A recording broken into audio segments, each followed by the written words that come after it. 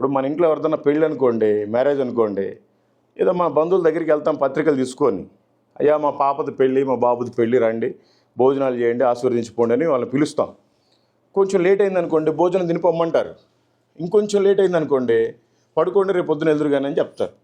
పడుకున్నాక తెల్లారైనా సరే మళ్ళీ మన ఇంటికి మనం రావాలి, అక్కడే ఉండిపోలేంగా. మరి మనం ఈ భూమి మీదకి వచ్చి ఎన్ని సంవత్సరాలు అవుతుంది? మీకు ఇంకా వెళ్దామని లేదా పరలోకం? మీరు ఎక్కడి నుంచి వచ్చారు? ఆ పరమ నుండి వచ్చారు. మీరు మళ్ళీ ఆ పరానికే వెళ్ళాలి. వెళ్ళకపోతే చాలా కష్టం. దేవుని జీవాత్మ మనకు అక్కడి నుంచే వచ్చింది. మళ్ళీ ఆత్మ చనిపోయిన తర్వాత బాడీ అంటే ఇక్కడ కలిసిపోద్ది, కానీ మన ఆత్మ మాత్రం అక్కడికి చేరాలి. కాబట్టి మీరంతా భక్తిగా ఉండండి, ప్రార్థనాపూర్వకంగా ఉండండి, మెలకుగా ఉండండి, ప్రేయర్ఫుల్గా ఉండండి. ప్రభు చెప్పాడు, మెలకుగా ఉండి ప్రార్థన చేయుడి అని. ఆయన ఏ సమయాన్ని వస్తాడో తెలియదు. మీకు తెలుసు 10 మంది కన్యకలు ఉన్నారు. 5 బుద్ధి కలిగిన వాళ్ళు, 5 బుద్ధి లేని వాళ్ళు. ఈ బుద్ధి కలిగిన వాళ్ళు నూనె మొత్తం ఒత్తి రెడీ చేసుకున్నారు. ఈ బుద్ధి లేని వాళ్ళు ఓన్లీ నూనె ఉంది, కానీ నూనె లేదు, కానీ ఒత్తి ఉంది ఏం చేయడానికి. కాబట్టి వాళ్ళకి తలుపు వేయబడింది. అట్లాగే మన జీవితాలు ఉండకూడదు. ఆయన రాబోతున్నాడు తొందరగా, మనంతా ప్రార్థనాపూర్వకంగా ఉండాలి. ఆ తర్వాత 7 సంవత్సరాల గొర్రెపిల్ల విందు అయిపోయిన తర్వాత ఎవరు మళ్ళీ భూమి మీదకి వస్తారు? ఎవరితో వస్తాడు? ఎత్తబడిన సంఘంతో వస్తారు. ఎవరైతే రెండో రాకడలో ఎత్తబడతారో ఆ సంఘాన్ని తీసుకొని ఆయన భూమి మీదకి వస్తాడు.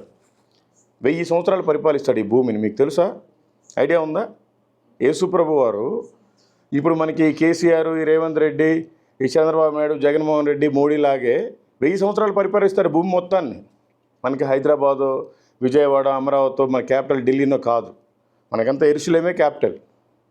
ఆ పరిపాలన మనం ఉండాలి. ఎవరైతే రెండో రాకడలో ఎత్తబడతారో ఆ 7 సంవత్సరాలు అయిపోయిన తర్వాత భూమి మీదకి వచ్చిన తర్వాత అధికారం అంతా వాళ్ళదే. నా సొంత మాటలు కదా, బైబిల్లో ప్రకటన గ్రంథం చదివితే మీకు అంతా అర్థమవుతుంది. కాబట్టి మీరంతా భక్తిగా ఉండండి. భూమి మీదకి వచ్చి 1000 సంవత్సరాలు పరిపాలించిన తర్వాత ఈ భూమిని మొత్తాన్ని చుట్టి అగ్నిగంధకాలతో వేసి సాతాను గారిని బంధించి సంఘాన్ని తీసుకొని అప్పుడు వెళ్తారు పరలోకానికి. అప్పుడు దాకా పరలోకం లేదు. పరలోకం వేరు, పరదైసు వేరు, నరకం వేరు, పాతాళం వేరు. ఇప్పుడు చనిపోయిన వాళ్ళంతా పాతాళానికి వెళ్ళిపోతున్నారు, పాపం చేసిన వాళ్ళు. దేవుణ్ణి నమ్ముకున్న వాళ్ళంతా పరదేశంలో ఉన్నారు. ఆయన ఈ 1000 సంవత్సరాలు అయిపోయిన తర్వాత ఈ భూమి మీద ఉండే ప్రజలందరినీ అక్కడికి తీసుకొని పోయి అప్పుడు కూడా పరలోకానికి ఏం తీసుకెళ్ళిపోడు. పరలోకం బయటే కూర్చోబెడతాడు. ఆడవాళ్ళంతా ఒక పక్క, మగవాళ్ళంతా ఒక పక్క. ఆయన కూర్చునే దాని పేరే ధవల సింహాసనం. అది లాస్ట్ జడ్జిమెంట్. ఇంకా